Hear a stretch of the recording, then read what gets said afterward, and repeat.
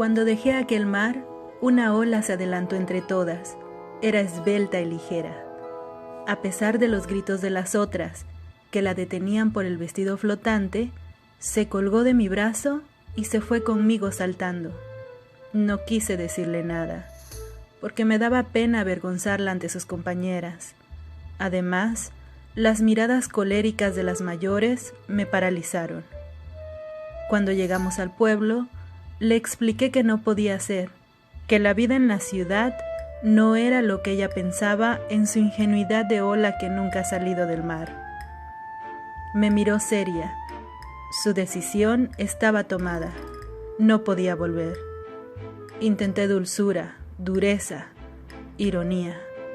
Ella lloró, gritó, acarició, amenazó.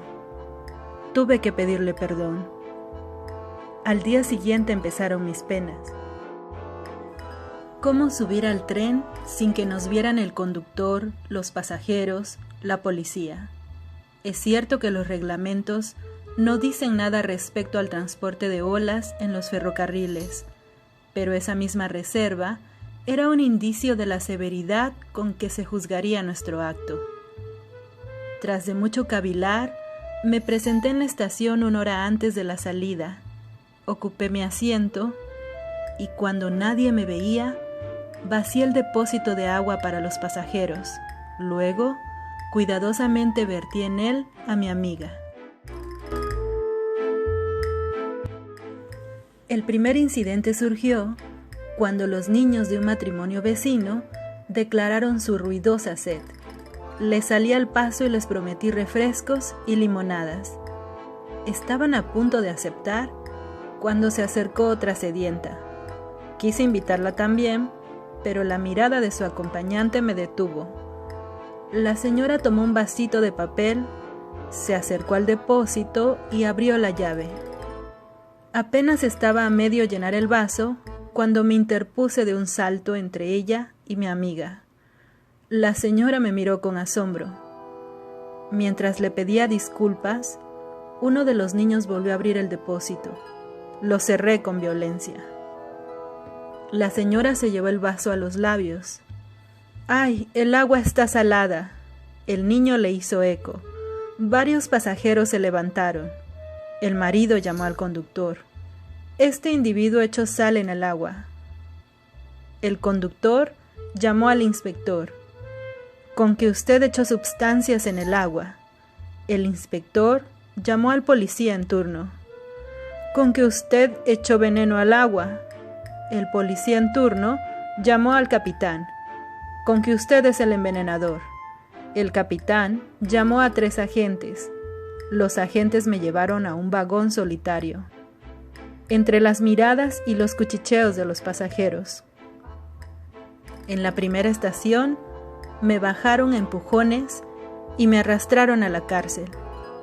Durante días no se me habló, excepto durante los largos interrogatorios.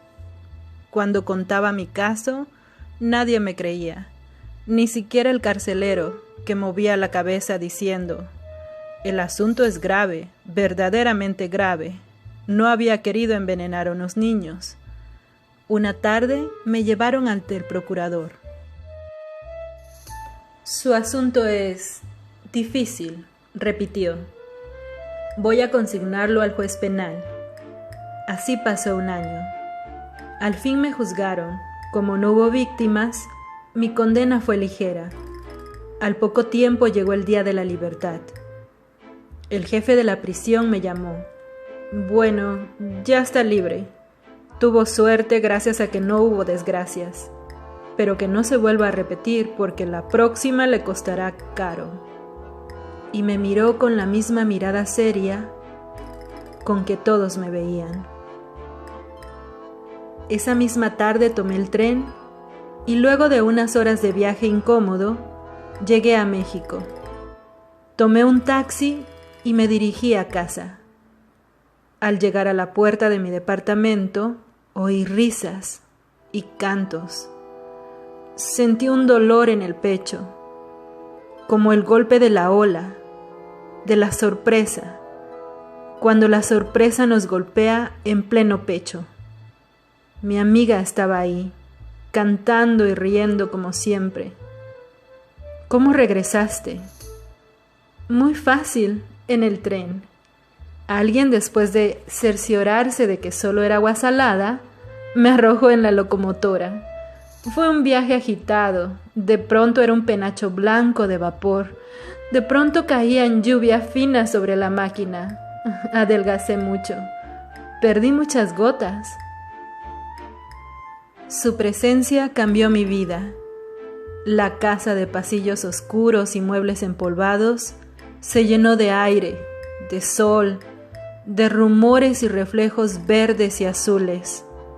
Pueblo numeroso y feliz, de reverberaciones y ecos. ¿Cuántas olas es una ola? ¿O cómo pueden hacer playa, o roca, o un muro? Un pecho, una frente que corona de espumas. Hasta los rincones abandonados, los abyectos rincones del polvo y los detritus, fueron tocados por sus manos ligeras. Todo se puso a sonreír y por todas partes brillaban dientes blancos. El sol entraba con gusto en las viejas habitaciones y se quedaba en casa por horas, cuando ya hacía tiempo que había abandonado las otras casas, el barrio, la ciudad, el país. Y varias noches, ya tarde, las escandalizadas estrellas lo vieron salir de mi casa, a escondidas. El amor era un juego, una creación perpetua. Todo era playa, arena, lecho de sábanas siempre frescas. Si la abrazaba, ella se erguía, increíblemente esbelta, como tallo líquido de un chopo, y de pronto esa delgadez florecía en un chorro de plumas blancas, en un penacho de risas que caían sobre mi cabeza y mi espalda y me cubrían de blancura. O se extendía frente a mí, infinita como el horizonte, hasta que yo también me hacía horizonte y silencio. Plena y sinuosa, me envolvía como una música o unos labios inmensos. Su presencia era un ir y venir de caricias, de rumores, de besos. Entraba en sus aguas y me ahogaba a medias, y en un cerrar de ojos me encontraba arriba, en lo alto del vértigo, misteriosamente suspendido, para caer después como una piedra y sentirme suavemente depositado en lo seco, como una pluma. Nada es comparable a dormir mecido en sus aguas, si no es despertar golpeado por 1000 alegres látigos ligeros, por arremetidas que se retiran riendo, pero jamás llegué al centro de su ser. Nunca toqué el nudo del ay y de la muerte. Quizá en las olas no existe ese sitio secreto que hace vulnerable y mortal a la mujer. Ese pequeño botón eléctrico donde todo se enlaza, se crispa y se yergue para luego desfallecer.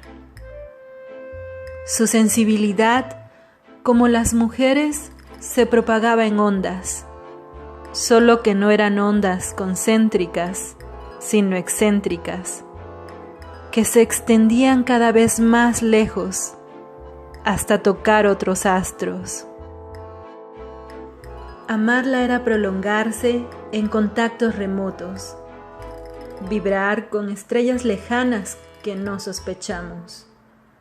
Pero su centro, no tenía centro, sino un vacío parecido al de los torbellinos que me chupaba y me asfixiaba.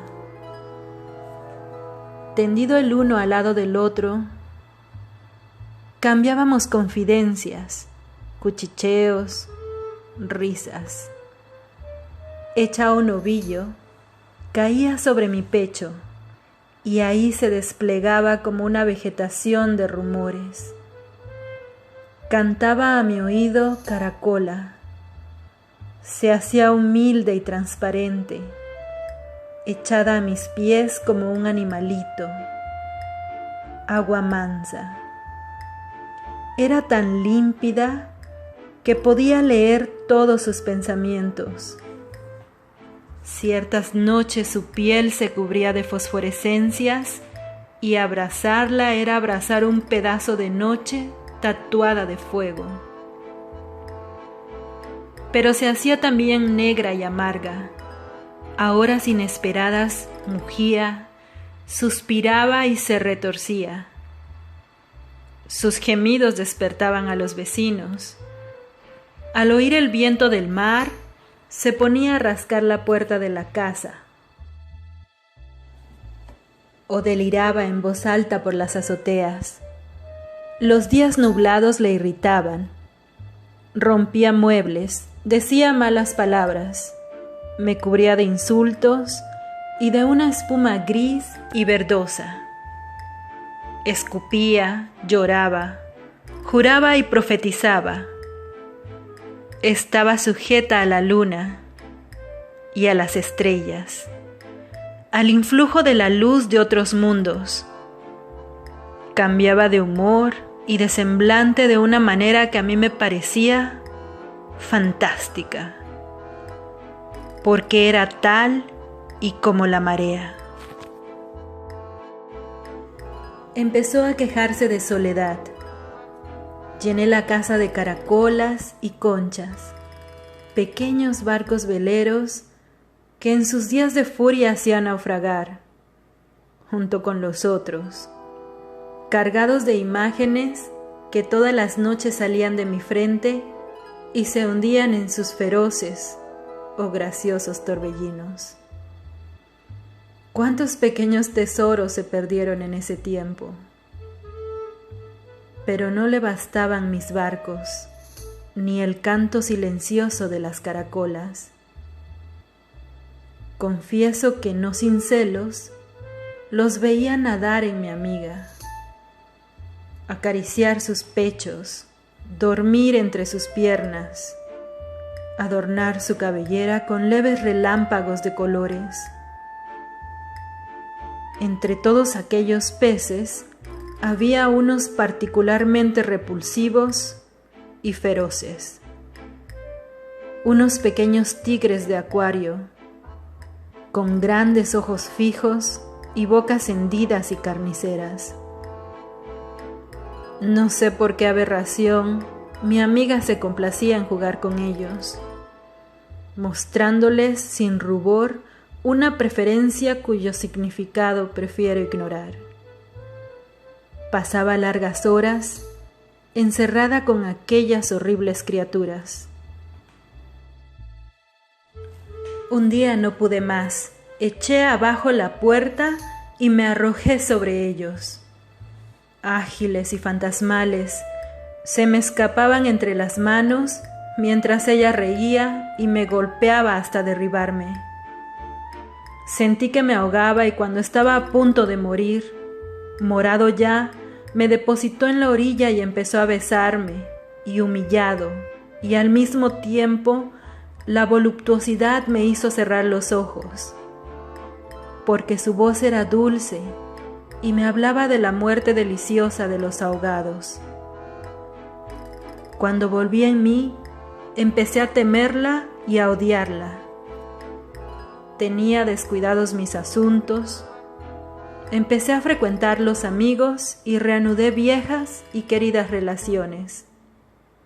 Encontré a una amiga de juventud. Haciéndole jurar que me guardaría el secreto, le conté mi vida con la ola. Nada conmueve tanto a las mujeres como la posibilidad de salvar a un hombre.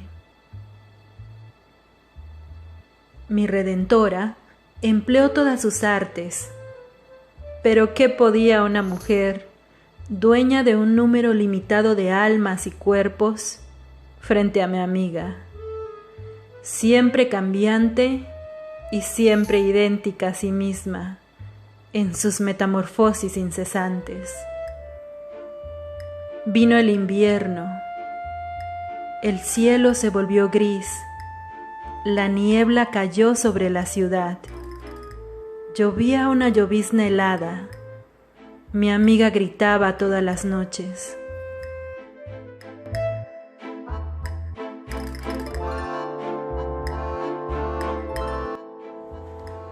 Durante el día se aislaba, quieta y siniestra, mascullando una sola sílaba, como una vieja que rezonga en un rincón. Se puso fría, dormir con ella era tirar toda la noche y sentir cómo se lavan paulatinamente la sangre, los huesos, los pensamientos. Se volvió impenetrable, revuelta.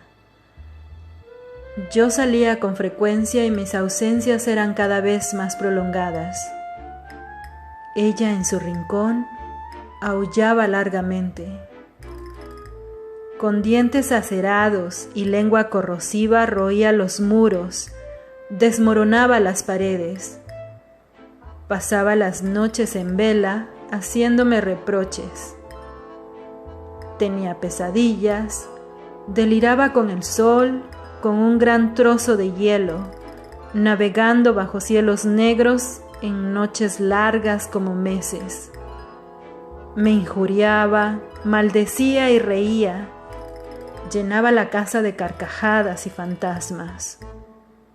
Llamaba a los monstruos de las profundidades, ciegos, rápidos y obtusos.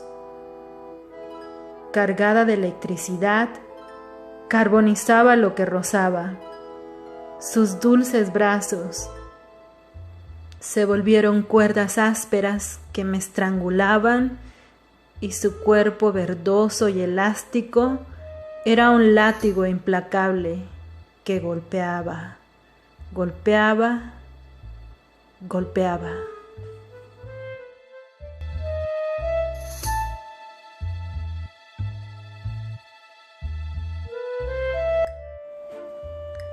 Sí, huí. Los horribles peces reían con risa feroz. Allá en las montañas, entre los altos pinos y los despeñaderos, respiré el aire frío y fino como un pensamiento de libertad. Al cabo de un mes regresé. Estaba decidido. Había hecho tanto frío que encontré sobre el mármol de la chimenea, junto al fuego extinto, una estatua de hielo. No me conmovió su aborrecida belleza. La eché en un gran saco de lona y salí a la calle con la dormida a cuestas. En un restaurante de las afueras la vendí a un cantinero amigo, que inmediatamente empezó a picarla en pequeños trozos, que depositó cuidadosamente en las cubetas donde se enfriaban las botellas.